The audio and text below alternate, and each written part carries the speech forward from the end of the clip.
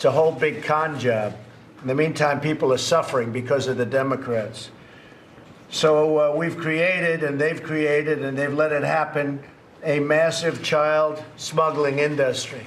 It's exactly what it's become. Traffickers. If you think about this, human traffickers are making a fortune. It's a disgrace. I call this the Drain the Swamp cabinet meeting. I know we talked about that during the campaign. You've talked about it since you've been here. Today is we're introducing the actual actions that follow up on those words to show people what we meant when we said drain the swamp. Later on, after the press leaves, you'll hear from Andrew Bremberg, Administrator McMahon, and I think Mr. Hargan on the executive order dealing with civil service reform. What I want to talk about is the government reorganization, very, very briefly.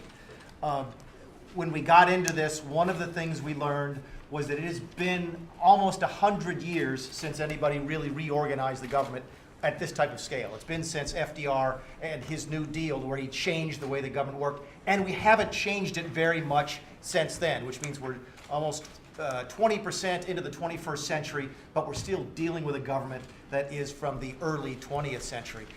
This leads, Mr. President, to some bizarre results. In fact, the stories, you don't know where to start.